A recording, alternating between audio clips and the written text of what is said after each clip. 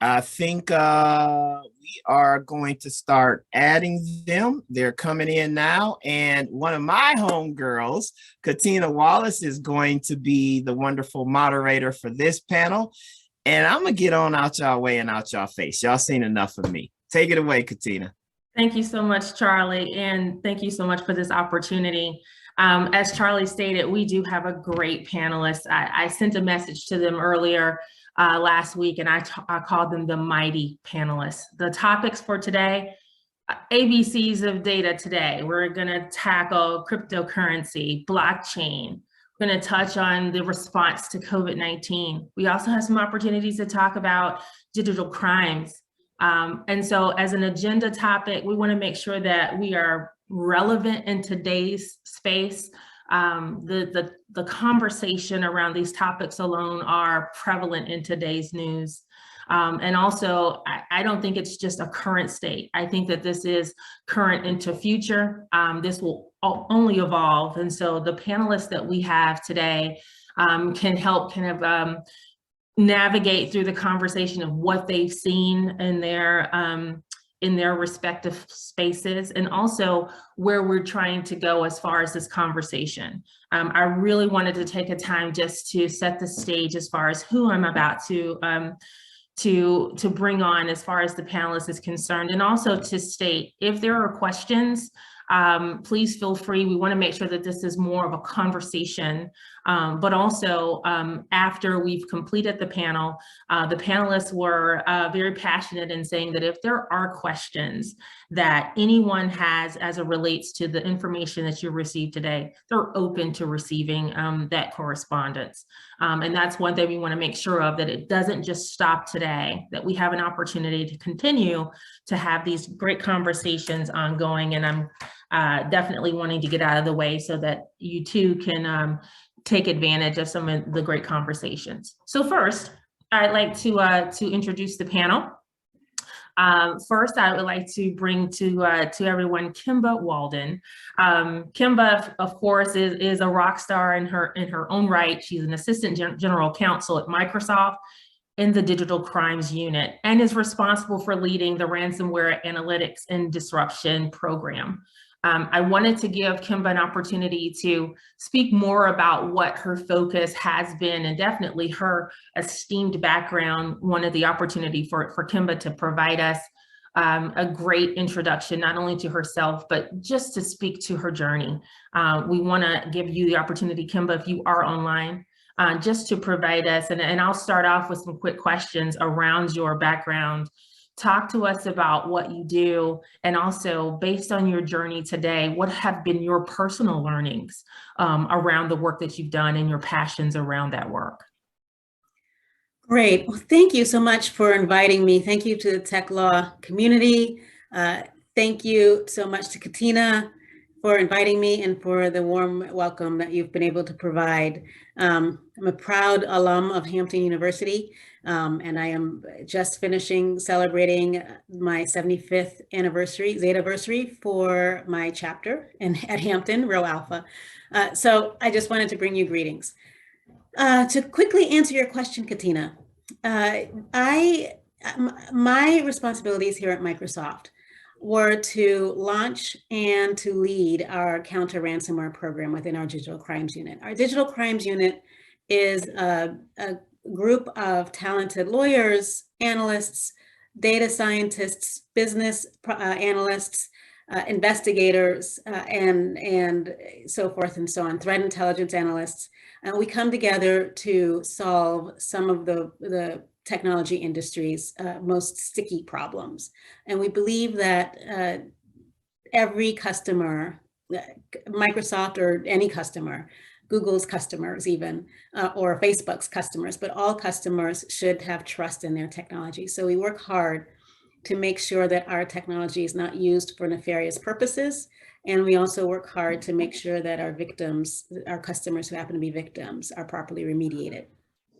So in the ransomware space, that brings me to civil action or criminal referrals to pick apart the infrastructure that ransomware depends upon, including the payment systems, which brings me to the Tech Law Summit today to talk a bit about blockchain technology and cybersecurity, but also to focus on victim remediation and policy efforts to make our jobs a little easier.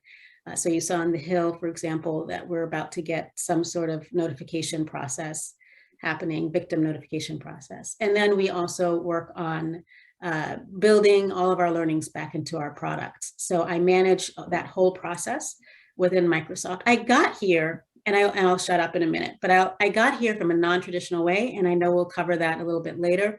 I worked right before coming to Microsoft on election security at what's now known as CISA. I was Chris Krebs's primary attorney on elections.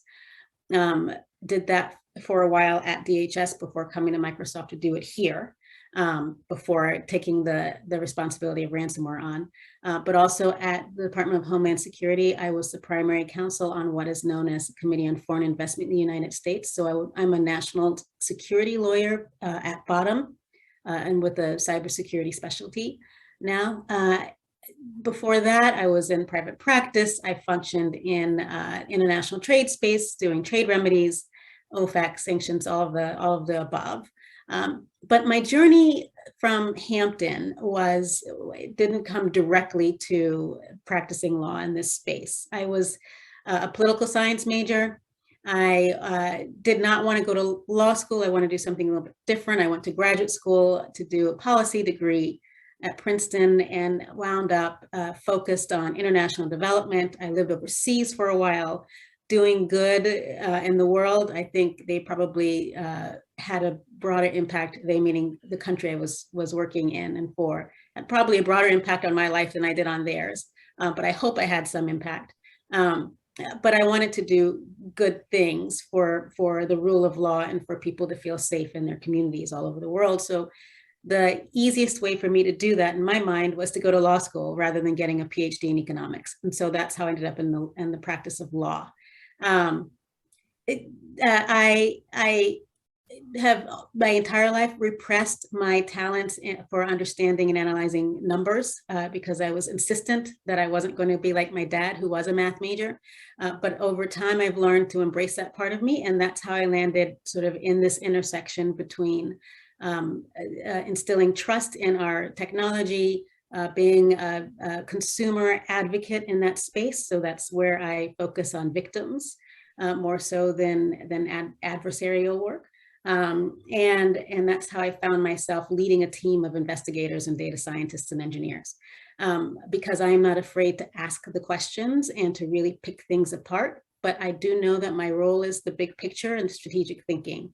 I was told recently that I'm creative. I wouldn't necessarily describe myself in that way, but I do take risks, and I find that to be invigorating. There are three, and I'll end with this, the three things that motivate me in my career, any step I take, if you follow my career. The thread that leads me, one is that I have to be mission focused, right? So that explains my long service in the US government, that explains my service overseas and humanitarian response capacity. So it has to be mission focused. I have to add value. If I'm not adding value, if I'm not a part of the solution, then I leave it to more talented people to do, and I get out of the way, but I have to add value. And then the third piece is that I need to continue to grow. I need to be in a space where I can learn. I know I'm good at cyber. I know I'm a good lawyer, but I'm eager to learn things, new things. And so I've been building my skilling on blockchain analysis over the course of the last year, and I brought that to the entire digital crimes unit as well. But that is my story in a nutshell. Thank you for the amount of time that I just sort of took from you, but I'm eager to hear about the other panelists as well. Kemba, of course, your background is stellar. You're so many accolades with regard to your background, and you tied in efficiently your journey. And before we move forward with the next panelist, we wanted to take this time to make the careful introduction. So what you provided was stellar. I do have more questions about where you see things going with related to blockchain, related to the purposeful work that you're doing. So stay tuned. We're going to come back to you, but thank you so much for that detail. We're going to move next to Tiffany Smith.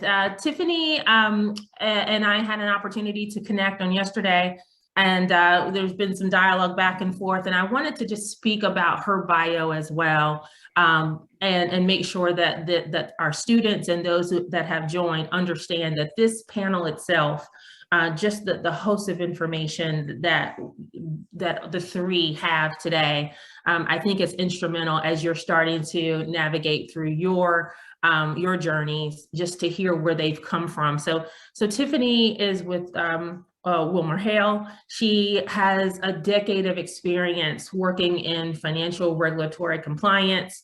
Her practice focuses on broker-deal regulatory, cryptocurrency, which Tiffany is going to speak a little bit about, in addition to her compliance aspect. But we want to talk to Tiffany about how you started, your background as well. We want to talk, and again, making sure that our students understand that you may start from plan A and evolve through time based on your background, but how it is relevant today in today's world, the things that you're seeing. I want to turn this over to you, to Tiffany, and definitely give you the opportunity to kind of shout out your background as well. Excellent. Thank you. I appreciate that. So we were talking about how like your career can take twists and turns. I actually in someone that commits to something and kind of sticks with it, but I lucked out in that everything kind of fell into place. So my background is that I was a finance major in undergrad and actually thought about being an investment banker. And because of things that happened in the economy outside of my control, I kind of started thinking about marrying my interest in finance with law.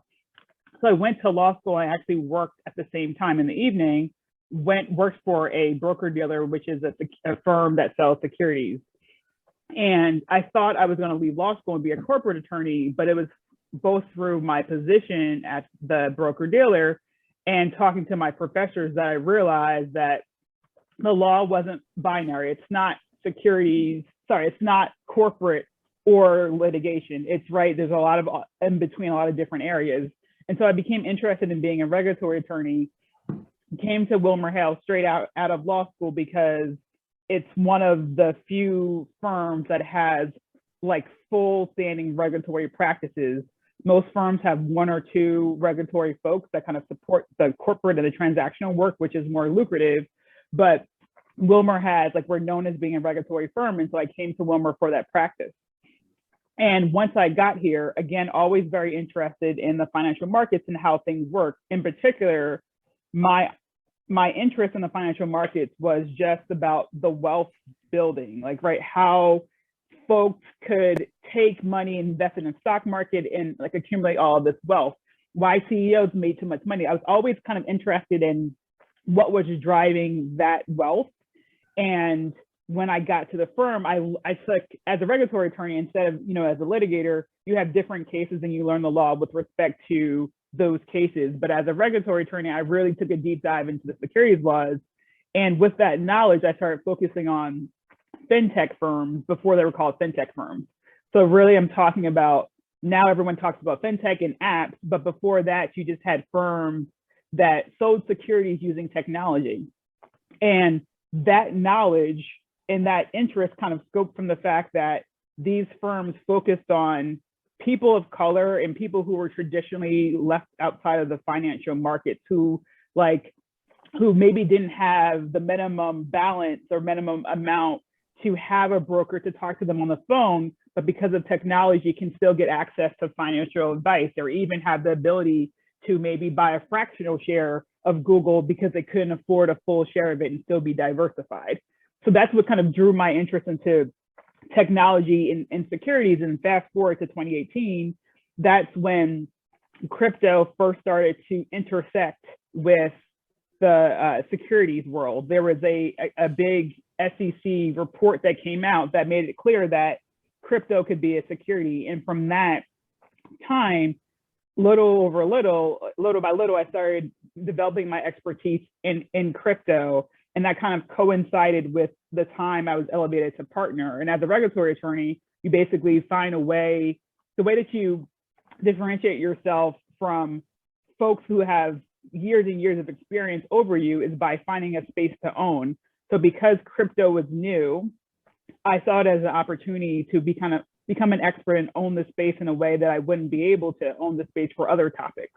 And so now that journey started back in 2018, and now I do the majority of my work in the crypto space, and I'm one of the few folks at the firm that really specialize in this area, and I represent all folks across the crypto ecosystem. I represent the big exchanges. There's what are called Web3 providers that are working on the decentralized version of the internet that I advise. Other tech providers, payment processors, et cetera. So I have a very broad practice kind of focused on tech, but that's kind of my journey. I hope that kind of answered some of the things that you wanted me to cover, Katina. Absolutely. And as I stated to Kemba, stay tuned, Tiffany, because we do have some more questions for you as well. As we cascade to Oladoyin, I wanted the opportunity to introduce her as well. When we talk about cybersecurity and privacy regulatory compliance, Oladoyin has experience in this space. I'm quite interested in this arena as I support compliance for Microsoft. This is a great opportunity to learn more about cybersecurity, because I think that in today's world, we have opportunities to really either advance here, or we're going to learn based on our failures. And so I wanted the opportunity to introduce her. She is with Orrick, and Oladoyin, I don't know if you're on the call. I can't see who's on here. I'm here. Fantastic. So I wanted the opportunity for you to not only introduce yourself, similar to the other panelists, provide me just, as I would say, chronicleize where you started, where you are today. I think that your story, as we stated on the call yesterday, really speaks to the relevancy, is that you're in the space now, you're fresh into the space. So it kind of talks about your purview as far as what you've experienced thus far and what you see as ongoing. And so I want to kind of give you the opportunity to provide your background and just talk through your journey. Sure thing. Hi, everyone. First, I wanted to thank Katina for moderating and Charlie and Tashia for organizing a really amazing program. To answer your question, just to give a little bit of background, am very new to this space. I joined Orrick last October, and I wanted to provide a more junior associate level perspective in this field. I applied to law school determined to be a litigator. I wanted to be in the courtroom. I said I didn't really understand what a transactional or a corporate attorney was. I was under the impression that if you're not really litigating in the courtroom, are you even a lawyer? Turns out you definitely are. So I think my story was definitely not only being at the right place at the right time, but also just being open to new opportunities. The first summer that I worked at Orrick, we got invited to sit on a tabletop exercise. A tabletop exercise is essentially the attorneys walking their clients through a pretend data breach, asking the clients, who from your company would you bring into the room to make these key decisions? Walk me through the process of what you would do if your information was taken. And it was a really exciting opportunity that I initially said no to. I've never really heard of cybersecurity before then. I wasn't very interested. And after one of the partners, pushing a few of us to sit in on it, I decided, okay, why not? I have nothing to lose. So that is essentially how I ended up in the cybersecurity space. It's a very short story, but I think it speaks to the importance of being open to new opportunities and not pigeonholing yourself to something just because you've never heard of other opportunities that may be available to you. Fantastic, and thank you. And I think that your background, of course, as we stated, you're new into your role. It's an opportunity for you to talk about like lessons learned thus far. So hopefully within this conversation, as with Tiffany and Kemba, let's get started in talking a little bit about trends that we're seeing in these areas. Again, we spoke about how the news today really brings a lot of the topics around cryptocurrency, around cybersecurity, also that beloved COVID-19 conversation that I'd like to touch on just briefly, but how we are responding in your space. What do you see as the trends to respond to these topics? And again, we want this to be conversational. And I'll start off with regard to COVID-19. It was groundbreaking and it changed the lives of so many. How we do work today, how we engage with our peers, how we engage with our customers has evolved from we were in person, we were all traveling quite extensively. And now, well, we're starting to emerge from that. But for the last 2 years, we have had to find a new way to engage, a new way to stay relevant and also to stay in the forefront because we were flying and learning at the same time. Working from home now is status quo. Not having to be in a particular location is no longer the it thing. You have an opportunity to kind of work remote, but also find hybrid ways of doing your work. Customers are also, incorporating that work aspect, and they're not requiring their employees to actually be in person, but to find ways through social media, through Zoom, through Teams, to engage. And so what we've seen is a cultural shift where before, if you were not in seat, if you were not in place, if you were not somewhere where someone could physically touch you, your work was questioned and the efficiency was questioned. So, again, with COVID-19, our response was quick. It was a stunner, and I think we all can attest to that. But what it has shown, and for those students that are listening, would be to remain agile in all that you do, how you're doing your work, become a master in your craft, find ways to effectively communicate, find ways to be purposeful as far as how you engage. Most of us like relaxed camera, so we're not wanting to be on camera all the time. How can you still promote that efficiency through working from home and working remote? And staying relevant to what's happening in the world. As we are now lifting some of those restrictions, we're seeing people are starting to tiptoe into, how do we respond not only to COVID, but the trends if we should see this come back again. Do we have the right bedrock in place to be not only successful with, hey, it's not going to bring a complete halt to our business?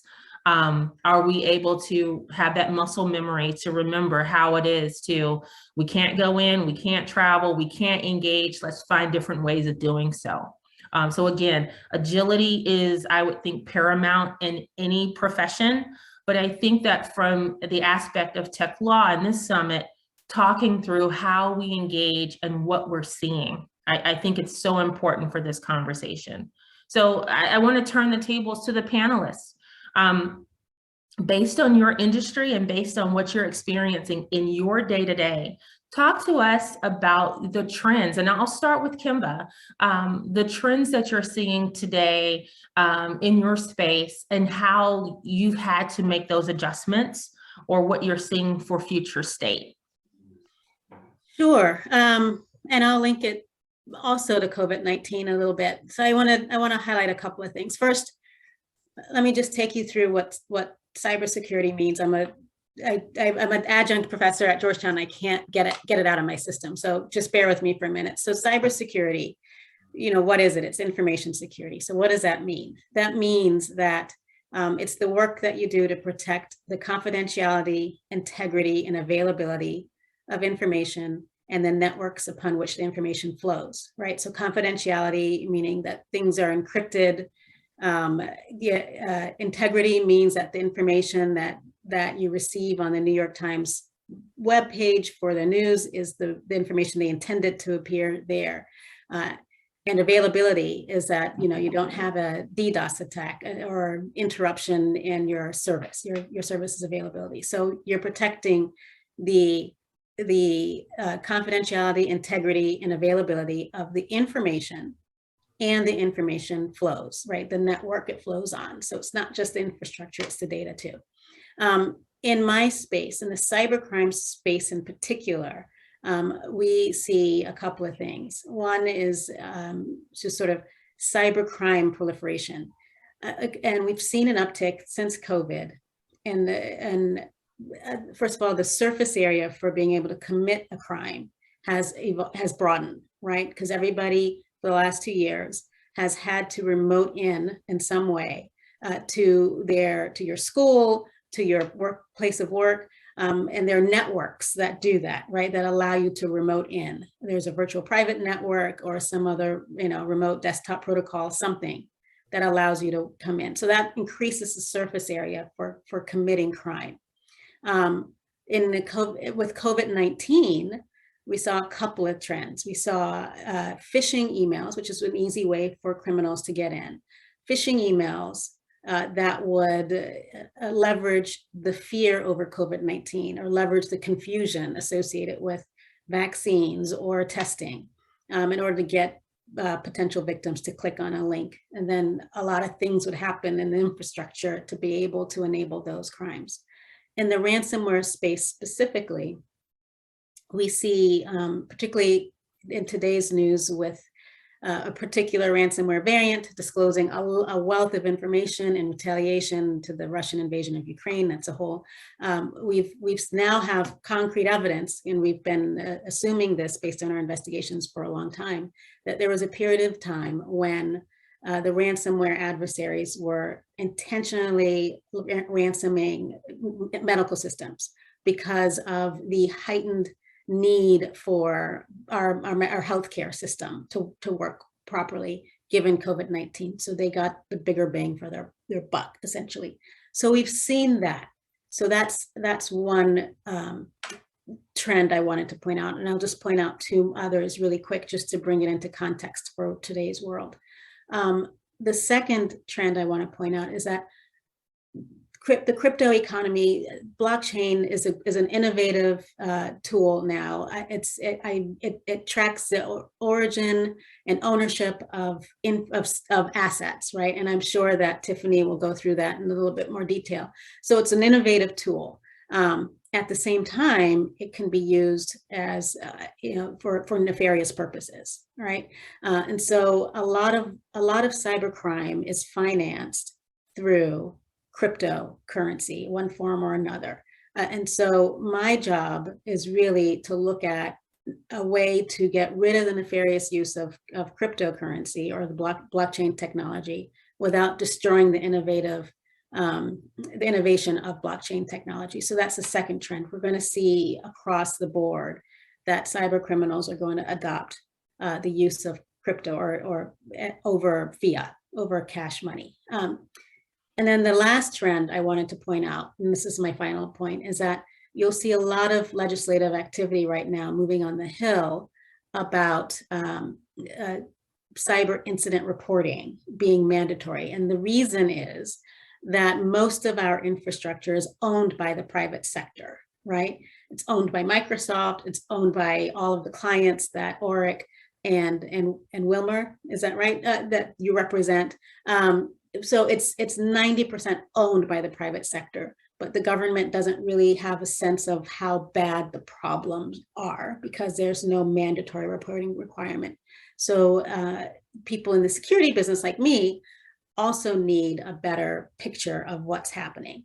The crisis happening in Russia right now, and hopefully Tiffany will talk about this in a little bit more, but part of the sanctions that the US brought to bear had to do with locking Russia out of the SWIFT payment system, the system that moves money around.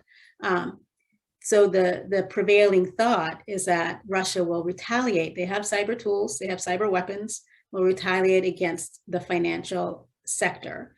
But they'll also evade sanctions by using the crypto economy in ways that it's not intended to be used. And so that's another trend that I'm seeing relevant to what's going on in the news today.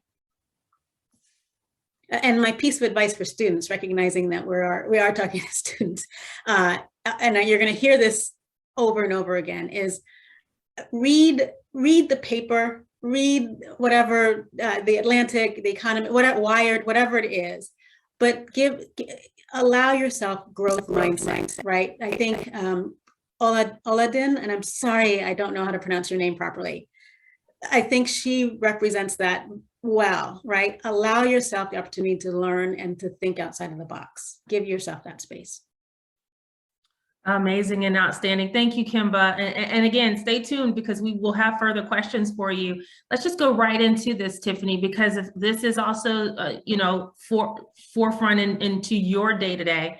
Let's talk about trends that you're seeing that perhaps were not touched on by Kemba, but I'd be very interested to hear what you're seeing in your space. Sure. So I think overall, what I've seen in the last 2 years is really a growth in the adoption of crypto and blockchain technology. And just to kind of break that down, so the first crypto was Bitcoin. Bitcoin is essentially, it's a peer-to-peer way to transfer value. And generally, when we think of transferring value, because we can't trust each other, we have a central counterparty that is the person that says, okay, Tiffany paid me the $100 that she owed me, now release the shoes that she bought for me. Like, right? We don't trust each other. And what Bitcoin did was, first, this was in the context, this was in 2008 in the context of the last financial crisis.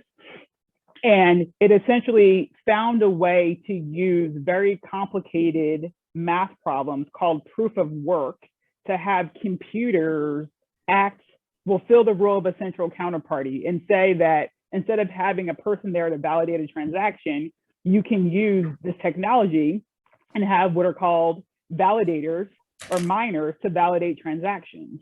So you have the Bitcoin, but you also have the technology that underlines it, which has separate use cases.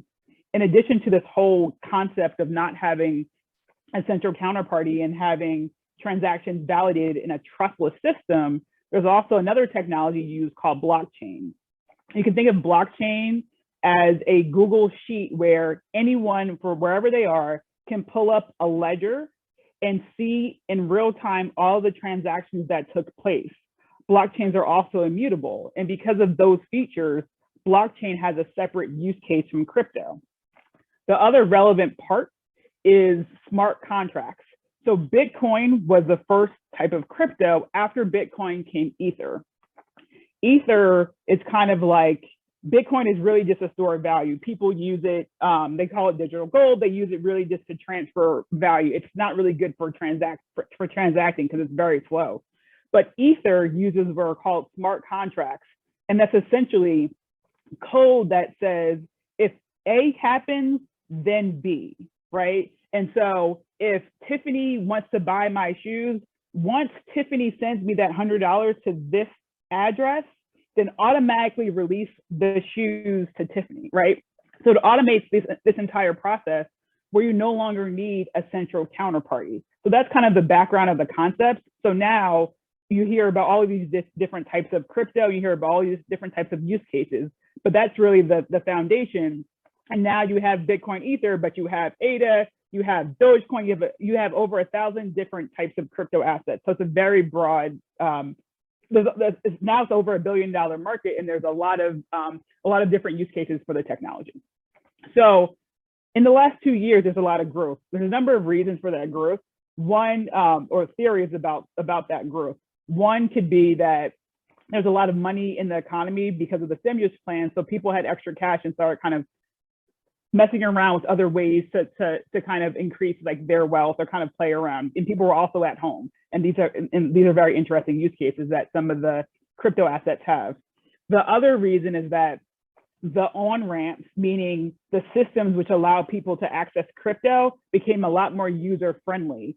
So you probably have noticed in the last couple of years, you can use your PayPal account or you can use your Venmo account to access crypto.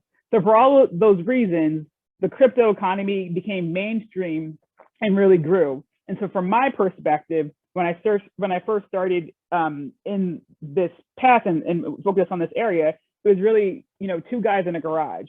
They really couldn't, they would contact us and there would be a lot of pitches, which basically mean people talk to you for an hour to get free advice and they never hire you. So there's a bunch of pitches because it was a very nascent economy. And fast forward to now, we have public companies whose sole business is crypto. And we have other companies who make a lot of money off of crypto that are now public. So it's now a mainstream economy. And with that growth and with the entrance of both the crypto native companies and now the traditional financial players, there's like a focus on the risk. So as Kemba mentioned, one of the big areas of focus is financial crime. Crypto in its most pure fashion, it was meant to be anonymous. And it was meant to be peer-to-peer and not have a central intermediary. The crypto economy didn't develop in that way. So now you have centralized exchanges and other on-ramps that can perform the know your customer and AML functions, but there's still different ways, things called mixers to try to like mix up and try to block who you are. So a lot of the regulation or potential regulation and guidance we're seeing is focused on the financial crime aspects of crypto. With respect to the Russian sanctions, there's a letter that went out from a couple of senators, I think the other day, where they were concerned about crypto exchanges allowing users to flout the Russian sanctions that are currently put out because of the issues going out there. So that's a very real live issue. I think from my perspective, I see the financial crime part of it, and I have a partner I work with closely whose background is financial crime. But on the day-to-day, I continue to see lots of growth and innovation. I've talked to new clients who have very interesting ideas. It's always focused on, this is the issue. Like, how can as you probably all know, you can all relate to, if you want to send an ACH, which is a bank peer-to-peer, putting aside Zelle and Venmo, how those work, a pure ACH, if you use the traditional bank system, takes a couple of days.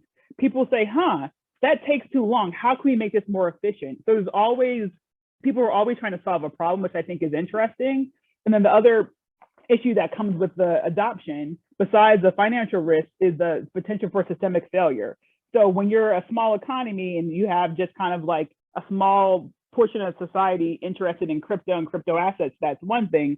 But once it became more mainstream and became $1 billion industry, there's real risk that the economy could have significant failure to the extent one of these stable coins or other assets that are used in lieu of the dollar could fail. And so I expect to see more regulation coming out, not just about financial crime, but also ways to protect the economy from systemic failure. So I'll end there, but if anyone has any questions, I'm always happy to talk about crypto. So feel free to reach out to me separately. Tiffany, what you did was you gave me that understanding for dummies. I didn't have that level of detail. I think I saw in the chat that people were coming back to say, hey, this breakdown has basically helped to understand this space. So want to most certainly thank you for taking that time for that. And also just to kind of teeter into like, Oladoyin, what you see today in cybersecurity and definitely in regulatory compliance and privacy, along those lines of what we're seeing in the trends today, what are you in your space seeing? And again, how are you adapting to what you're seeing? I'd be very interested to hear about what your take on what you're seeing so far. Sure. So to echo what Kemba has said, because we are moving from a physical landscape to a cyber landscape, there definitely is a increase in the number of cyber incidents that we're seeing. We're seeing an increase in the types of sensitive data that is being accessed, people's personal information that is being accessed. So we're having a lot of clients come to us not only once a breach has happened, but before breaches happen, because it's no longer a matter of if we're going to get hacked, if our information is going to be accessed, it's increasingly a matter of when. So we're having a lot of clients come to us before anything has happened, and asking us to walk them through step by step, what should we be doing? What are the questions we should be asking? What vendors, external vendors should we be affiliating with so that we can bring them on more easily once an incident has occurred? Are there any forensic teams that we should be consulting with to investigate if there is a breach that has happened? Are there any communication teams that we need to, or vendors that we need to bring in to help us develop our communication strategy? So that's a lot of what I've been doing the last few months, walking the clients through step by step, drafting templates, communication templates that, kind of explain to employees what they should be doing if their customer information has been accessed, if the employee's information has been accessed, and then taking these steps with these clients and telling them that is not exactly what you should be doing or focusing on right now. This is what you should be thinking about.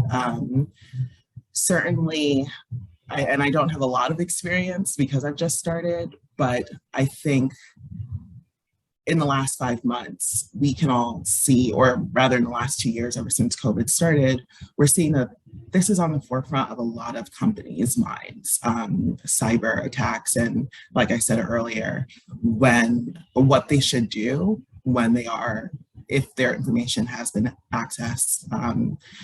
And I wanted to, this is not so much related to cyber, but it's more so related to the COVID-19 pandemic. As we have moved to more of a digital landscape, I think we've seen internally that you don't necessarily need to be physically present in order to get the work done, like Katina mentioned earlier. So I would really, really encourage everyone to take advantage of that. When I decided the firm that I was going to go to, I moved from New York to Seattle because most of the cyber and data privacy practice at my firm was located in Seattle. I don't think that's necessarily a move that people have to make anymore. I think COVID-19, for all the bad stuff that has happened in the last 2 years, we've definitely benefited from moving online. So I would definitely encourage people to take advantage of that opportunity. Reach out to people that you're interested in connecting with. If you're going to work at a firm where there are multiple offices, do not be afraid to reach out to an attorney or a partner in a different office just because you're not physically located in the same office. People are open now to connecting virtually. It's not as weird as it was a couple years ago. We're doing this panel virtually, and we're seeing that it's just as effective, if not even more effective, than it would have been if it were in person. So I would definitely encourage everyone to take advantage of that. Absolutely. And I think in the last session of panelists, they talked about LinkedIn being the social media of choice. I live and breathe by LinkedIn. If you haven't already, and this is for anyone on the call, taken an opportunity to ensure that your executive presence is stated on your LinkedIn, your passions, your strengths, some of those key areas that you're focused on within your role, but also those things that you're doing outside of your day-to-day that only supports your brand, your mission. Your LinkedIn is probably your latest and greatest of calling cards to be able to provide that really quick business card that everyone used to have. Now everything is digital. Your LinkedIn becomes that business card and helps you to get in the door. That is a great segue for my next question to the panelists, and this is for anyone on the panel. When we talk about getting in the door and starting your careers and where you started, each of you have touched on what either led you to where you are today, where you continue to evolve, because I don't think any of the three of you are sitting still. I think that you all are going to continue to explode in your individual careers. But let's talk about when we go into like mentorship, what are the things that you do? I think Kemba touched on, she evangelized learning, reading, staying relevant to the news. What are some other things outside of engaging your peers that the students and those who are outside of being a student, you're currently in your career, can continue to do. Let's talk about like how you learned along the way and who actually helped you to get to where you are. I think that that's important, as well as these topics, so that people know where to go and if they're running into some stumbling blocks. And that's for anyone on the panel. I'm happy to take a crack at that.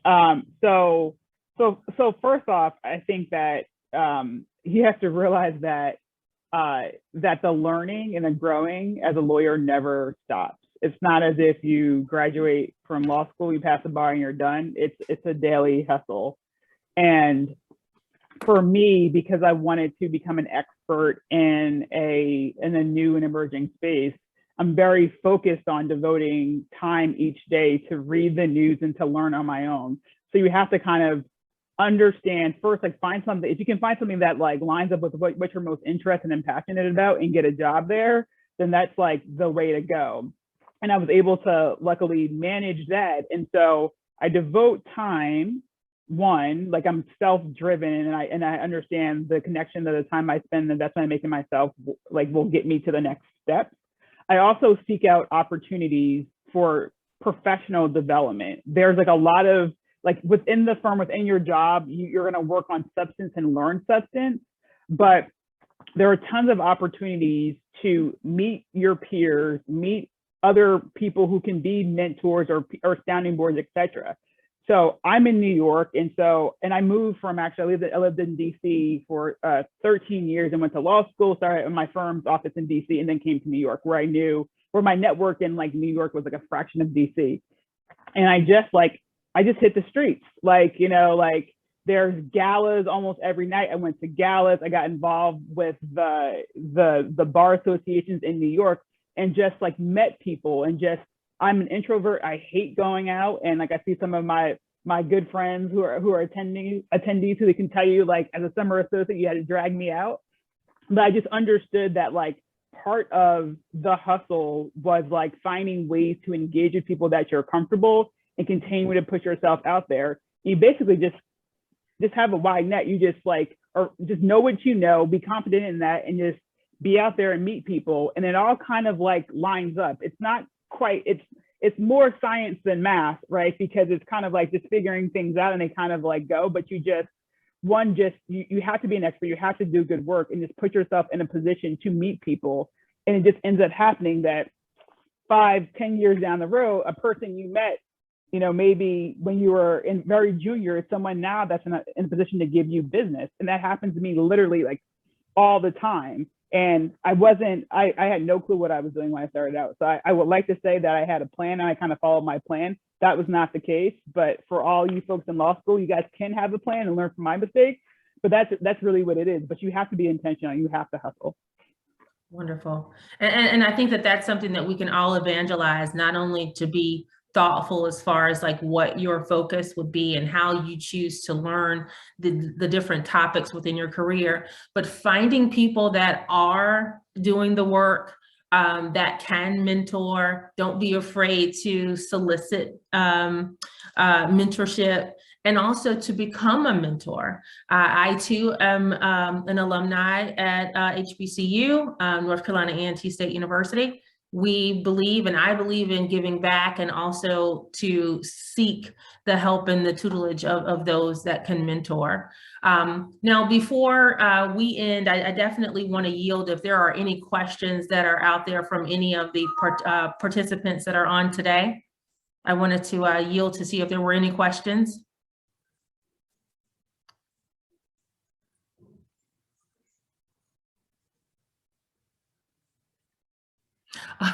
Charlie wants to know what cryptocurrency should he buy, and I don't know if we're giving that information. Look at you. As a lawyer, I cannot provide investment advice.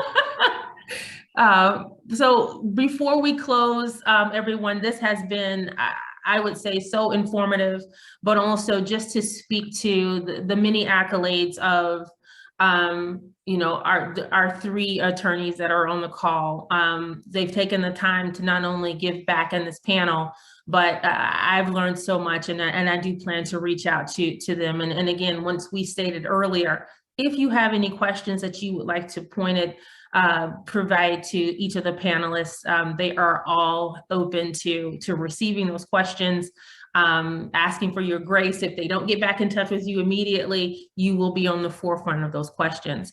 And I'll leave with this. Tiffany, Kemba, and Oladoyin, if you had 30 seconds on an elevator with someone influential, not only into your respective space, what are the 3 things about you? If you could come up with 3 words that you would leave that person with in that elevator, that you left them with something to think about, what is it about you in 3 words that would be left with that individual? That's off the cuff question, guys. So you need to dig deep. And then this is for anyone to get started. I don't want to pick on any names, but whoever would like to start would be great. 30 seconds and 3 words are 2 different standards. If I wanted to leave someone with the impression, I would say, and not in 3 words, you know, I'm great at cybersecurity, but my superpower is relationship building and believing in people. Wonderful, wonderful. I would say that I love the concept of democratizing finance and creating the next generation of billionaires. And I'm very driven and motivated towards those goals. Fantastic. I would say that I am curious. I think you have to be curious in this field because we're all constantly learning, unafraid to try new challenges and to make mistakes, and then resilient, because once you do make those mistakes, it's very important to bounce back and try again. Absolutely. And then as we close out, I'll give you mine. I am a dynamic ball of energy. I want to learn as much as I can, but I also want to make sure that that person understood that I am a force and I should be met. And I have that confidence only because I failed and failed often. And each failure, each piece of feedback has only armed me to have the confidence that, okay, I won't do that again, but I'm learning from it. And to not be crippled by, I'm afraid to do this, so I'm not sure. Take the chances, take risk, educate yourself always, and surround yourself by good people, and you will definitely go far. Outside of this, we're at time, giving everybody back about 7 minutes. Charlie, you can take it from here. Thank you so much, everyone. Thank you all. My 3 words are going to be authentic, fearless, and a learner, lifelong learner. I know that's like a whole bunch of words or whatever. Thank you all. I know you are incredibly busy, and especially for our law firm attorneys, I know y'all got to put the bill